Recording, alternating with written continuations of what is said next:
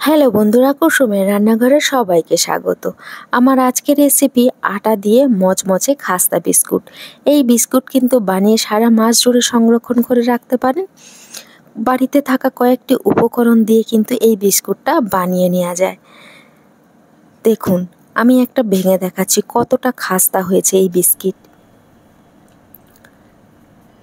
আওয়াজটা শুনে বুঝতে পারছেন কতটা খাস্তা হয়েছে। চলুন দেখে নেওয়া যাক আজকে আমার রেসিপিটি। এটা বানানোর জন্য এখানে আমি 2 বাটি আটা নিয়ে নেব। আপনারা চাইলে কিন্তু ময়দা দিয়েও করতে পারেন। আমি এখানে 2 বাটি আটা নিয়েছি, আর ওই বাটির মাপ করে হাফ বাটি সুজি নিয়ে নেব। 2 বাটি আটার জন্য কিন্তু আমি হাফ বাটি সুজি নিয়ে নিয়েছি। তারপরে দিয়ে দেব 3 চামচ শুকনো নারকেল কোড়া। এই নারকেল কোড়াটা কিন্তু বাজারে কিনতে পাওয়া যায়। আপনাদের কাছে যদি নারকেল থেকে থাকে, নারকেলটা কুড়িয়ে কিন্তু মিক্সচার মেশিনে একবার গুঁড়ো করে হালকা করে একটু ফ্রাই করে নেবেন। নিলে কিন্তু এরকম শুকনো নারকেল কোড়া হয়ে যাবে। স্বাদ মতো আমি লবণ দিয়ে সব উপকরণ একটু মিশিয়ে নেব। তারপরে আমি দিয়ে দেব 5 চামচ রিফাইন অয়েল। এখানে চাইলে আপনারা কিন্তু ঘিটা ইউজ করতে পারেন। রিফাইন অয়েলটা দিয়ে আটাটাকে খুব ভালো করে আমি মাখাতে থাকবো। দেখুন, এটা কিন্তু আমার হয়ে গেছে। হাতের মুঠো করলে কিন্তু মুঠোয় চলে আসছে, আর ভেঙে দিলে গুঁড়ো হয়ে যাচ্ছে। 2 চামচ আমি কিন্তু পাউডার দুধ দিয়ে দেব, আর ওই বাটির মাপ করে 1 বাটি চিনি দিয়ে দেব। পাউডার দুধটা দিলে কিন্তু বিস্কুটের টেস্টটা কিন্তু আর একটু বেড়ে যায়। এটা খেয়াল করবেন কিন্তু 2 বাটি আটার জন্য হাফ বাটি সুজি আর 1 বাটি চিনি দিয়েছি।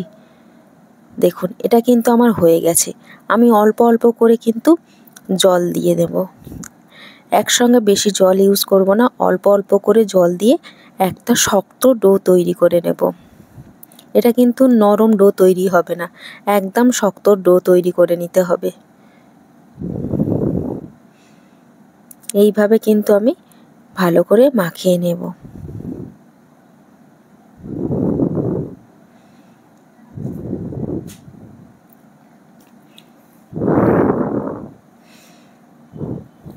দেখুন, আমার কিন্তু একটা শক্ত ডো তৈরি হয়ে গেছে।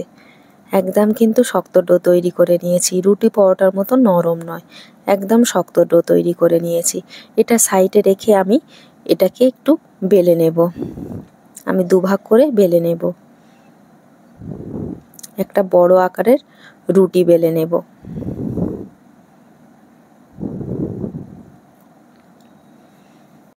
এরকম বড় আকারের রুটি বেলে নিতে হবে। খুব বেশি পাতলা করবেন না, আর খুব বেশি মোটা করবেন না। এই রকমভাবে সমান করে কিন্তু আমি বেলে নেব। চারদিকটা সমান করার দরকার নেই, ওটা আমি কেটে বাদ দিয়ে দেব।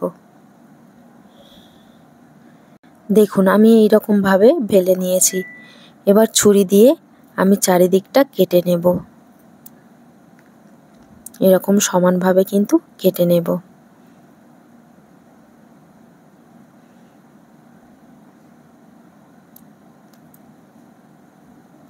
এবার ছুরির পিছন দিকে আমি এইরকমভাবে দাগ করে নেব। দেখুন,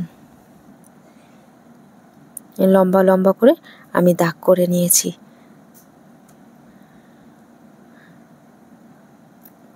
তারপরে এইরকমভাবে আমি আরেকবারও দাগ করে নেব। আপনারা চাইলে আপনাদের পছন্দ মতো কিন্তু ডিজাইন করে নিতে পারেন। আমি এইরকমভাবে ডিজাইন করে নিয়েছি। তারপরে এগুলোকে আমি কেটে নিয়েছি। দেখুন, এইরকমভাবে আমি কেটে নিয়েছি।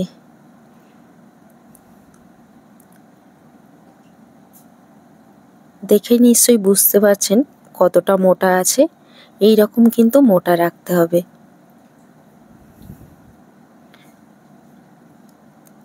এদিকে আমি তেলটা গরম করে নিয়েছি কড়াতে। আমি একটা একটা করে বিস্কুটগুলো দিয়ে দেব।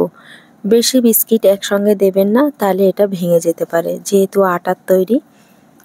গ্যাসের ফ্লেমটা কিন্তু আমি লো টু মিডিয়ামে রেখে বিস্কুটগুলো ভেজে নেব।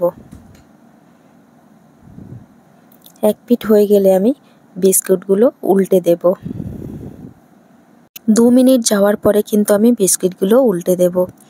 এটা কিন্তু খুব বেশি টাইম লাগবে না। দেখুন আমার বিস্কিটগুলো কিন্তু হয়ে গেছে। আমি প্লেটে করে উঠিয়ে নেব। দেখতে কতটা সুন্দর লাগছে দেখুন।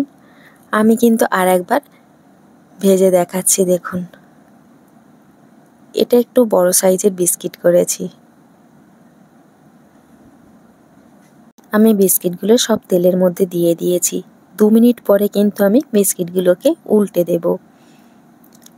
দেখুন ধীরে ধীরে কালারটাও কতটা চেঞ্জ হয়ে যাচ্ছে। আমার বিস্কিটগুলো হয়ে গেছে, আমি প্লেটে করে উঠিয়ে নেব। একইভাবে কিন্তু আমি সব বিস্কিটগুলো ভেজে নিয়েছি। আপনারা কিন্তু একদিকে চা বসিয়ে 5 মিনিটে এইরকম বিস্কিটটা বানিয়ে নিতে পারেন। একদম কিন্তু বাড়িতে থাকা উপকরণ দিয়ে তৈরি করেছি মচমচে খাস্তা বিস্কিট। আওয়াজটা শুনেই বুঝতে পারছেন কতটা খাস্তা হয়েছে। আশা করছি আমার আজকের রেসিপি আপনাদের ভালো লেগেছে।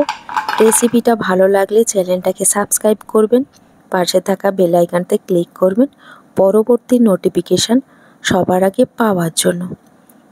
ভালো থাকবেন, সুস্থ থাকবেন। আবার ফিরে আসবো অন্য কোনো রেসিপি নিয়ে।